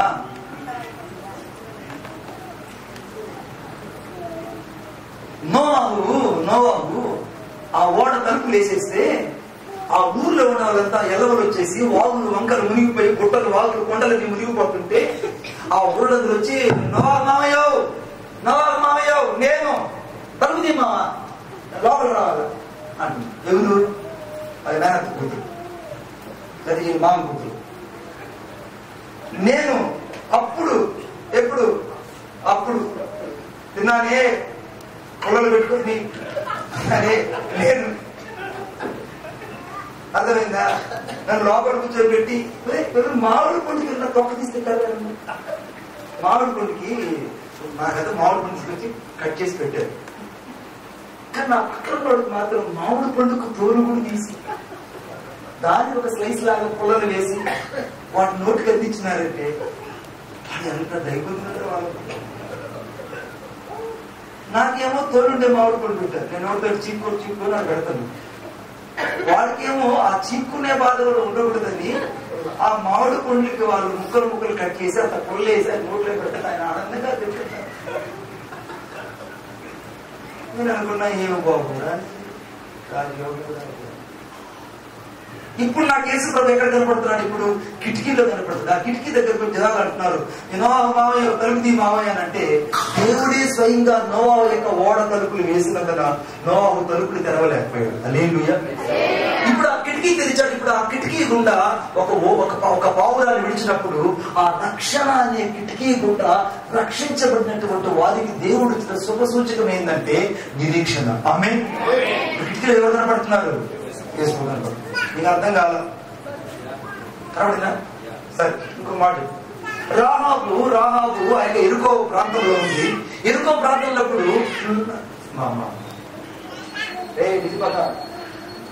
నోహు ఆ యొక్క క్షమించండి ఆ యొక్క రాహాబు ఆ కిటికీ దగ్గరకు వచ్చినప్పుడు ఆ కిటికీ దగ్గర ఎర్రని దారపు నూరు కట్టింది. ఆ ఎర్రపు దారం నూరు ఎక్కడ కట్టిందనంటే ఆ కిటికీ దగ్గర కట్టింది. ఆ కిటికీ ఇప్పుడు ఇశ్రాయేలుకి ఏం సూచన ఇచ్చిందంటే వేగుల వారికి రక్షణ ఇచ్చింది. ఆమె వాళ్ళకి సిండికేట్ ఇచ్చారు. ఒక ఇండికేట్ వచ్చింది ఏంటంటే, ఒరే నాయన, మేము ఈ ఊరు వచ్చినప్పుడు నువ్వు సాగుకుండా ఉండాలంటే నీ కిటికీకి ఒక ఎర్రని దారం ఒకటి కట్టు. ఆ ఎర్రని చున్నీ నువ్వు కట్టావంటే ఆ ఎర్రని చున్నీ బట్టి రక్షణ నీ ఇంటికి వచ్చిందని మేము నీ ఇల్లు చంపకుండా వెళ్ళిపోతాం. హల్లెలూయా. అందరిని చంపేస్తాం కానీ నీ కిటికీ మీద ఉన్న ఎర్రని దారాన్ని బట్టి నిన్ను చంపకుండా వదిలేస్తామని రాహాబును ఆ రోజు చంపకుండా దాచిపెట్టింది, కాపాడింది, కృపనిచ్చింది అనగా మత్తయి సువార్త 1వ అధ్యాయం చదవన్నారు. మత్తయి సువార్త 1వ అధ్యాయం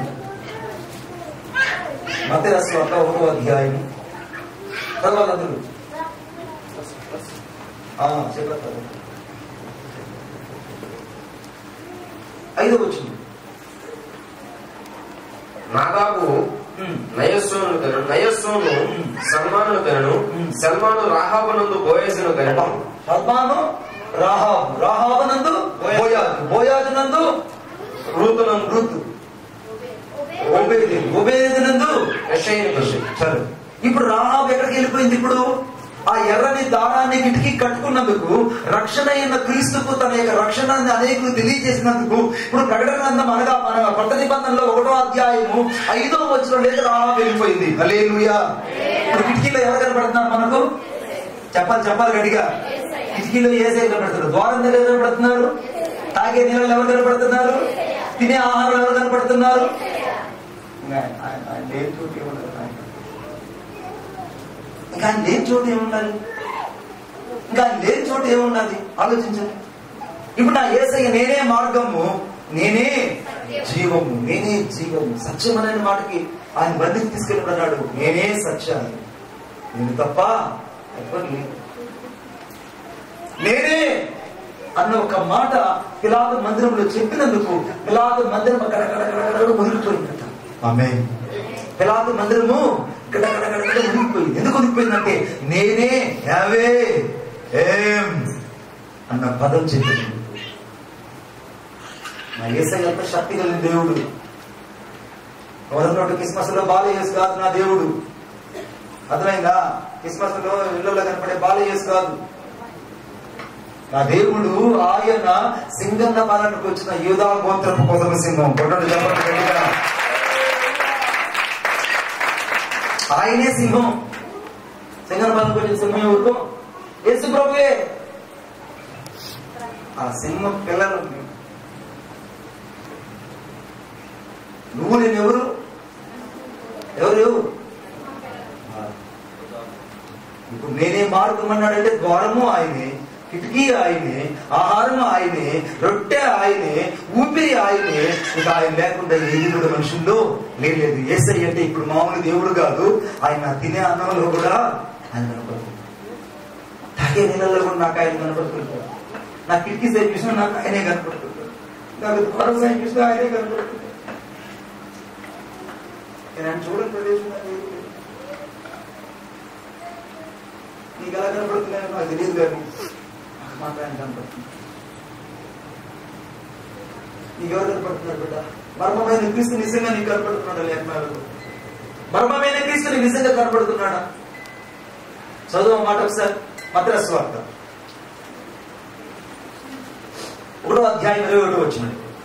1వ అధ్యాయం 21 తొందరగా చదవాలి.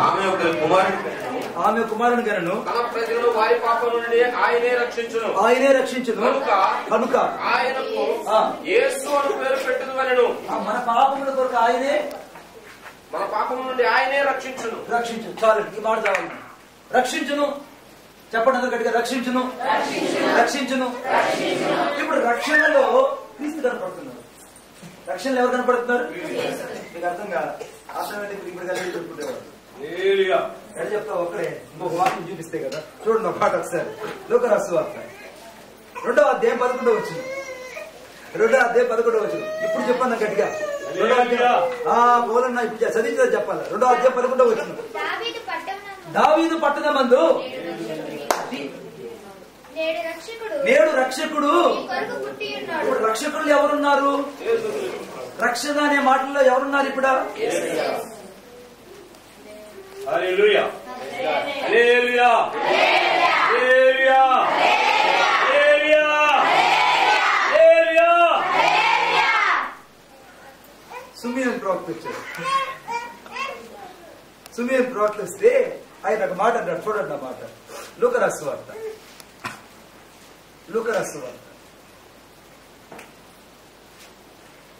2వ అధ్యాయం 32వ వచనం. 32వ వచనం. అన్యజనులకు నిన్ను బయలుపరచుటకు వెలుగుగాను నీ ప్రజలైన ఇశ్రాయేలుకు మహిమగాను నీవు సకల ప్రజల ఎదుట సిద్ధపరచిన నీ రక్షణను నేనే. రక్షణ కళ్ళారు చూస్తారా? రక్షణ ఏమమ్మా రక్షించబడ్డావా అని అంటావు. నువ్వు అడుగుతావు నన్ను, మరి బాబా నన్ను రక్షించబడ్డావనా అని అన్నారు అనుకో. నేను అప్పుడు ఏం చెప్తాను? నన్ను రక్షించబడ్డాను. మరి రక్షణను కళ్ళారు చూసావా? అర్థమైందా నా లాజిక్? మీకు మ్యాజిక్ మీకు బాగా తెలుసు. ఓకే, నా లాజిక్ నీకు అర్థం అనుకుంటున్నా. ఇప్పుడు రక్షణను నువ్వు రక్షించబడ్డావు రమేష్ అంటే నేను రక్షించబడ్డాను ఈ గారు. ఎందుకంటే ఒకప్పుడు నేను చాలా చదువుని నన్ను ఏసే వెలుగులోకి తీసుకొచ్చాను, రక్షించబడ్డాను. నేను ఇప్పుడు అడుగుతాను, నీ రక్షణను కళ్ళారు చూసావా? నీ రక్షణను నువ్వు రక్షించబడ్డావే. రక్షణ ఆ రక్షణ నుంచి గొప్పగా చెప్తున్నావే, ఆ రక్షణ నువ్వు కళ్ళారా చూసావా? సుమియోను అంటున్నాడు ఇక్కడ, నేను ఆ రక్షణను కళ్ళారా చూశానన్నాడు. ఆమె చెప్పండి గట్టిగా. రక్షణను ఎవరు చూశారంట? సుమియోను చూశాడంట. ఇప్పుడు ఆ సుమియోనులో రక్షణ కనపడింది. ఇప్పుడు ఆ రక్షణలో యేసు పొట్టు దాగున్నాడు. పొట్టు చెప్పండి గట్టిగా. ఇప్పుడు ఆ రక్షణ ఎందుకు? నేను రక్షణ మీ కొరకు పుట్టినాడు, దానికి ఇదే మీకు ఆనవాళ్ళు. ఒక శిశువు ప్రతి ఒక్కరు చుట్టుపడి పశువు చుట్టుపడి మీరు చూసారు. అప్పుడు దేవతలు సర్వణ స్థలంలో దేవునికి మహిమ ఆయన కృష్ణ మంత్రి భూమి సమాధానం కలుగుతుంది. వాళ్ళు ఎలుగెత్తి దేవునికి స్తోత్రాలు చెప్పారు. హల్లెలూయా.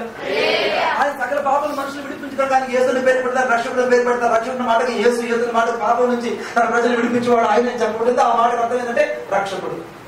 ఇప్పుడు రక్షకుడిలో యేసు కనపడుతున్నాడా లేదా? ఇప్పుడు రక్షణలో యేసు ఉన్నాడా లేదా? ఇప్పుడు రక్షించబడ్డావని అంటే దాని అర్థం ఏంటంటే లోపల యేసు లేకపోతే నీకు రక్షణ లేదు. ఆమేన్.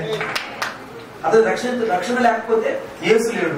యేసు లేకపోతే నీకు రక్షణ లేదు. ఎందుకు రక్షణ లేదంటే ఎఫెసీయుల పత్రిక 2వ అధ్యాయంలో వచ్చింది. ఎఫెసీయుల పత్రిక 2వ అధ్యాయంలో వచ్చింది. 2వ అధ్యాయం 8వ వచ్చింది. మీరు కృపచేతను రక్షించబడ్డారు. ఇది అయినా ఇది మీ వల్ల కలిగింది కాదు, ఇది దేవుని వరమే అని రాయబడింది ఇక్కడ. మీరు కృపచేతను రక్షించబడి ఉన్నారు. If you are the grace by salvation by to you. నువ్వు కృపచేత రక్షించబడ్డావు. ఇది నీ వల్ల కలిగింది కాదు, ఇది దేవుని వరము. ఈ రక్షణ కలిగినావంటే ఈ రక్షణ ఎవరిచ్చారు? ఆ దేవుని వరం. The gift of God. ఏంటిది? The gift of God is my salvation. రక్షించబడ్డావు. బాప్తిసం తీసుకోకపోతే నువ్వు ఎట్లయిపోతున్నట్టు అయిపోతుంది. బాప్తిసం వాయిదా వేసుకోవద్దని. రక్షణ లేకపోతే మీరు వెళ్ళే నరకానికి. నరకం భయంకరమైన రాత్రి చెప్పింది ఒక పార్టీ. ఇంకొక పార్టీ చేస్తే నోట్లోంచి పేర్లు పెట్టించి పడిపోతుంది. నిజం చెప్తున్నా, ఒక పార్టీ చెప్పా, ఇంకొక పార్టీ అని చెప్తే నోట్లోంచి పేర్లు పెట్టించి పడిపోతుంది. నరకం అంత భయంకరమైంది.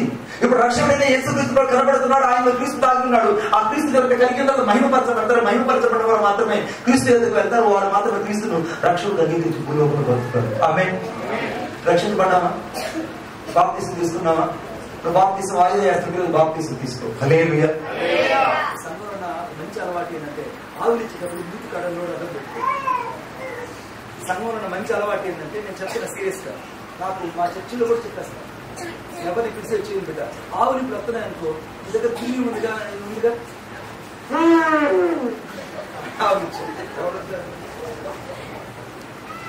నువ్వు ఆలోచించేసావు అనుకో, ఆ దెయ్యం పక్కనోడికి స్వార్థం. నేను గమనిస్తాను. ఒక తల్లి ఆలోచిస్తే ఆ తల్లి వల్ల 3 తల్లులు అయ్యా అక్క ఆలోచించారు. ఇది ఒక దెయ్యరా నాయన. ఆలోచించేటప్పుడు పక్కనోడికి అర్థం కాకుండా గుడ్డేటి అర్థం పెట్టుకొని అర్థమవుతుందా? మంచి మాటలు చెప్పాలంటే ఎక్కడ చెప్తారు? ఇక్కడ చర్చిలోనే చెప్తారు. హల్లెలూయా. అందుకే మైక్ ఆఫ్ చేసి చెప్తాను. హల్లెలూయా. కాళ్ళు ఊపకూడదు. హల్లెలూయా. చర్చిలో అటు ఇటు మాట్లాడకూడదు. హల్లెలూయా. బిడ్డలు స్వాధీనపరచుకోవాలి. హల్లెలూయా. బుద్ధిగా వాక్యం వినాలి. హల్లెలూయా. యేసు ప్రభు ఎక్కడెక్కడ ఉన్నాడు? రక్షణలో కూడా యేసు ప్రభు ఆఖరికి శత్రువును చంపడంలో కూడా యేసు దాగున్నాడు. The destroy of the every time the God has appeared that time. ఎక్కడైతే శత్రువు అనే మాట చచ్చాడో అక్కడల్లా క్రీస్తు కనపడ్డాడు. చూద్దామా? ఆదికాండం 3వ అధ్యాయం. ఏమన్నా అయిపోయినట్టు కూడా నాకు తెలుస్తున్నారు. ఎందుకంటే ఆదికాండం వెళ్ళిపోయాడు. అయిపోయినట్టు లేపాలి. 3వ అధ్యాయం 15వ వచనం. 3వ అధ్యాయం 15వ వచనం. మరియు నీకును స్త్రీకిని నీ సంతానమునకు ఆమె సంతానమునకు వైరము కలుగు చేసేది. అది నిన్ను తల మీద కొట్టును. నీవు దానిని మడిమ మీద కొట్టెదవు చెప్పాను. ఆయన స్త్రీతో నీ ప్రయాసమును చాలు, నువ్వు తన తల మీద కొడతావు. ఇప్పుడు శత్రువు యొక్క తల మీద యేసు ప్రభు కొట్టాడు. ఎక్కడ కొట్టాడు అంటే శత్రువుని సిలువలో ఆయన చిత్రం తొక్కాడు. ఆమె చెప్పండి గట్టిగా. ఇప్పుడు శత్రువు సిలువు దగ్గర గోడ అయిపోయిందా లేదా? తలంతా గుండె అయిపోయింది. తలంతా ఏమైపోయింది? గుండె అయిపోయింది. ఇప్పుడు తల మీద ఎదురు లేవు సైతానికి ఏమి లేవు. నిజంగా చెప్తున్నా, తల మీద ఎదుగులు లేవు. ఎదుగులు లేవంటే ఆయన తలని చిత్రం తొక్కాడు. ఇక తలకాయ లేదు. పాము ఏం చేస్తాడు? తోమగా ఆడుతూ ఉంటుంది. ఇప్పుడు సిలువలో దాని తల చితకు కొట్టబడింది. ఇప్పుడు శత్రువు యొక్క తలను చితకు కొట్టింది. ఆదికాండం 3వ అధ్యాయం 15వ వచనంలో కనబడని క్రీస్తు తన తల మీద కొట్టాడు. ఆమె తల మీద ఎవరు కొట్టాడు? ఇప్పుడు ఆ సర్పం ఏం చేసింది? మడిమ మీద కొట్టింది. మడిమంటే ఏంటి? క్రీస్తుని పాదాల మీద కొట్టింది. క్రీస్తు పాదాల మీద కొడితే ఇప్పుడు ఆ పాదం ఒక్కసారిగా పైకి లేచి తల మీద పెట్టి అట్ట తొక్కేసి. శాతానికి ఏమి లేదంటే తల లేదు. అల్లుడు చెప్తాం గట్టిగా. అతనికి ఏమి తల లేదు. ఈ ఉదయకాల సమయంలో గ్రహించాల్సిన ఒకే ఒక అద్భుతం మాట ఏంటంటే యేసు సర్వోన్నతుడైన సర్వశక్తిమంతుడై ఉన్నాడు. ఆయన సర్వమయుడైనటువంటి దేవుడై ఉన్నాడు. ఆయన లేని చోటు ఏది లేదు.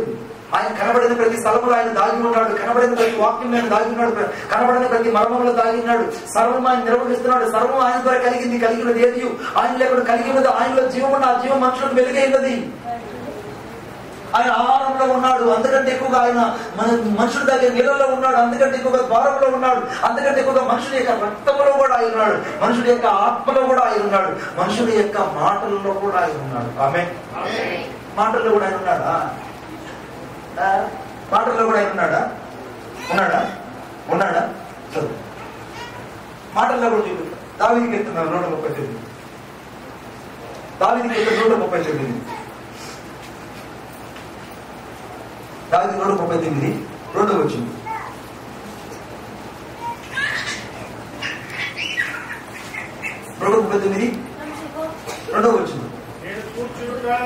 నేను కూర్చుండుట నేను లేచుట నీకు తెలియను. నాకు తలంపల పుట్టక మునిపే నా నడకను నా పడకను నువ్వు పరిశీలన చేస్తున్నావు. నువ్వు బాగుగా తెలుసుకుని ఉన్నావు. యెహోవా మాట నాలుగుకు రాక మునిపే. ఆమె చెప్పండి గట్టిగా. మాట రావాలని ఎవరి వల్ల రావాలి? చెప్పాలి. మాట రావాలి ఎవరి వల్ల రావాలి?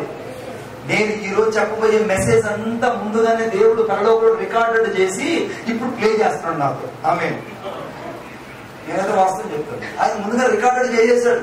ఎందుకంటే నేను నోటి మాట నాలుగుగా రాక మునిపే నా మాటలన్నీ ఆయన ముందుగా రికార్డెడ్ చేసి నీతో పనికిస్తే తప్ప నువ్వు పలకలేవు. ఆమె నీతో ఆయన నుండి మాట్లాడితే తప్ప. అందుకే నన్ను పంపిన వాని బోధ, ఈ బోధ నాది కాదు. ఈ బోధ నాది కాదు, నన్ను పంపిన వారిదే. ఆమె చెప్పాడు గట్టిగా. ఇప్పుడు బోధ ఇప్పుడు ఆయన చేసిన బోధ లేకపోతే నా బోధ? చెప్పాలి గట్టిగా. నన్ను పంపిన వారి బోధ. అంటే నా యొక్క మెసేజ్ అంతా ఎవరంటే నా యేసుక్రీస్తు ప్రభువే, నా మాట ఎవరంటే యేసుక్రీస్తు ప్రభువే. నా పాట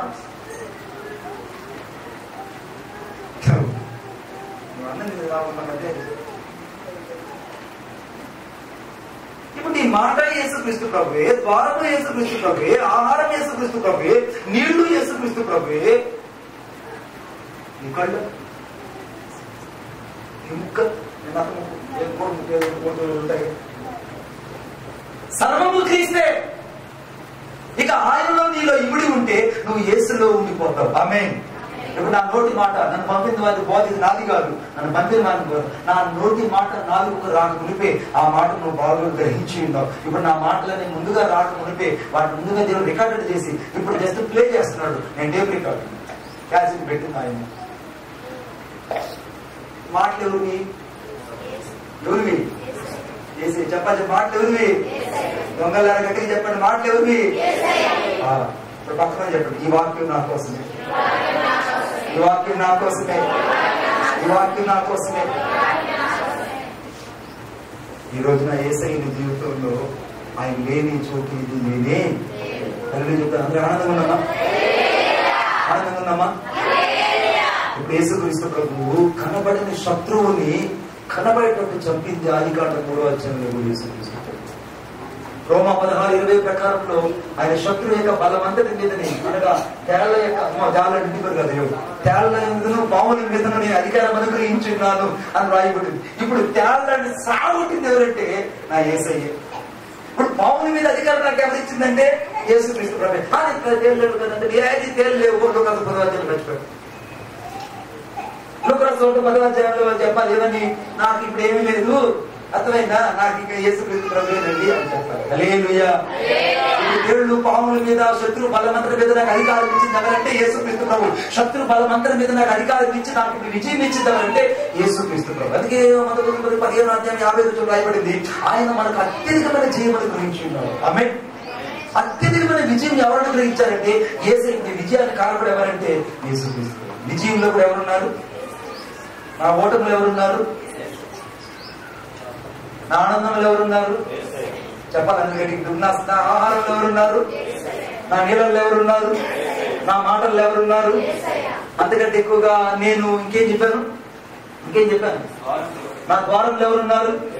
నా కిటికీలో ఎవరున్నారు? ఇక నా ఇంట్లో ఎవరున్నారు? యాడ్ చెప్పాను. యేసయ్య యాడ్ చెప్పాను నేను. లోకరాసు నా ఇల్లు అని చెప్పలేదు. ఇక్కడ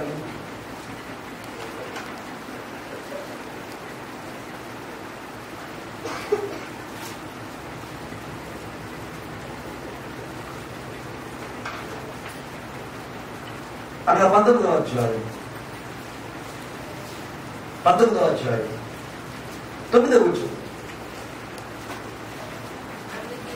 అందుకు యేసు, ఇతడు అబ్రహాము కుమారుడే, ఎందుకనగా నేడు ఈ ఇంటికి రక్షణ. అంటే ఎవరు?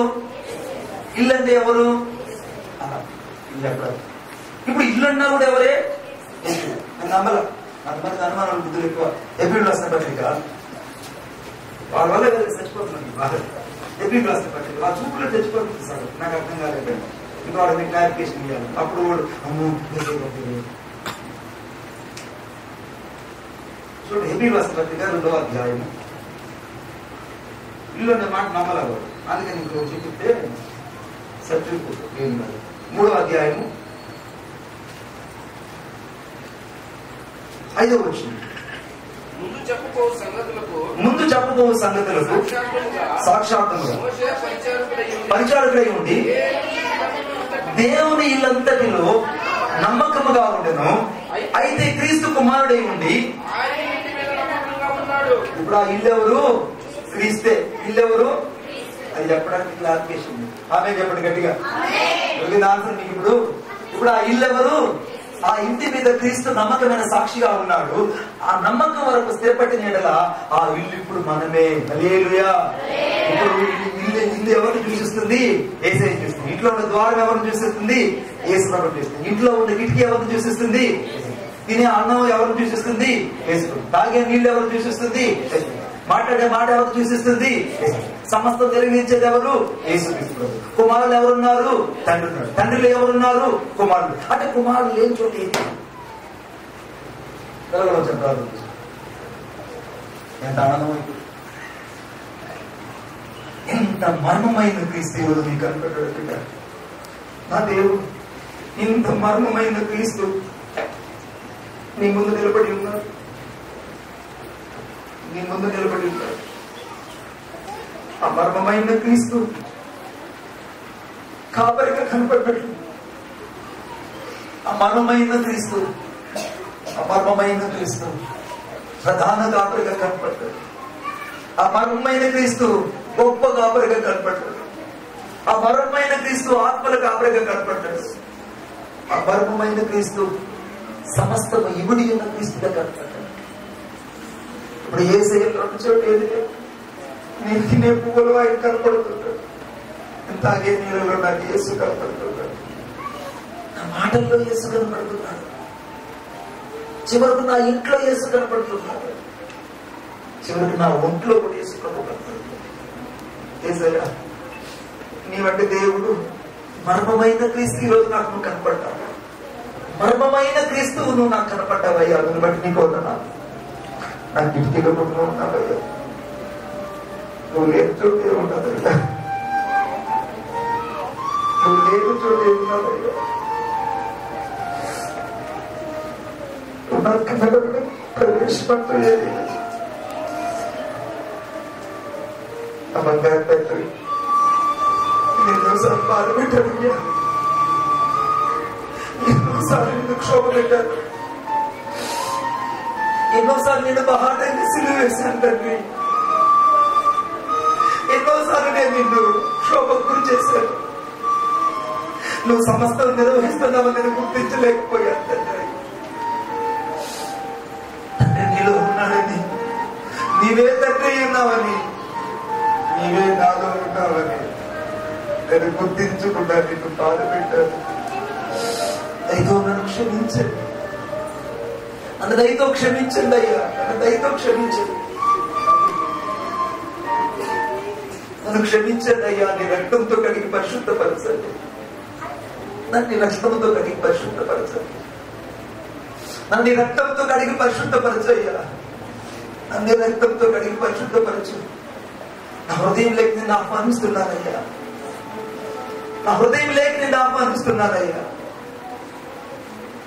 నా రక్షణ నీవే ఉన్నావు తండ్రి, నా రక్షణ కూడా నీవేనయ్యా. నీవే నా జీవితానికి సమస్తమైనావు తండ్రి, నీవే నా జీవితానికి సమస్తమై ఉన్నావు, నీవే నా జీవితానికి సమస్తమై ఉన్నావు. లేకుండా నేను రక్తంతో కడిగి శుద్ధీకరించండి, నా హృదయాన్ని కడగండి, నా మనసును కడగండి, నా తలంపులు కడగండి, నా పరిచయం రక్తంతో కడిగి శుద్ధీకరించండి ప్రభు. నా యొక్క ప్రణాళిక రక్తంతో కడిగి శుద్ధీకరించండి. నా కొరకు తెరిచే నూతన ద్వారాలు రక్తంతో కడిగి శుద్ధీకరించండి. నా కొరకు సిద్ధపరిచినటువంటి ప్రభు పరలోకము మహిమను కొరకు నన్ను సిద్ధపరచండి. యేసు నాకు సమస్తమైనందుకే వందనాలయ్యా. ప్రభువా నీ రక్తంతో కడిగి పరిశుద్ధపరచండి.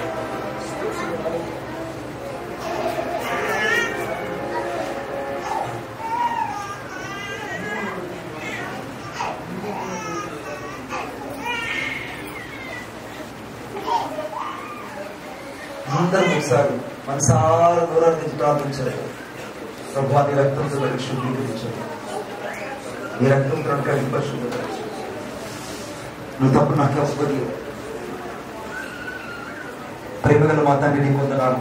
నీ రక్తంతో కడిగి పరిశుద్ధపరచండి, మమ్మల్ని పరిశుద్ధపరచండి, నన్ను ఇంకా పరిశుద్ధపరచండి. నా అణువును ఉన్న నా DNA, నా కణకణాలు, నా అణువును ఉన్న నీ ఆత్మాభిషేకంతో నింపండి. నీ రక్తంతో పరిశుద్ధపరచమని కోరుకుంటాను. ఈ ఉదయాన నీవు నాకు కనబడిన క్రీస్తుగా నా జీవితంలో కనబడినందుకే వందనాలు తెలుస్తాను. యేసు నామములో ప్రార్థన చేసి వేడుకుంటున్నాను తండ్రి, ఆమేన్. సమయాన్ని నేను అధ్యక్షుడు వర్తిస్తాను.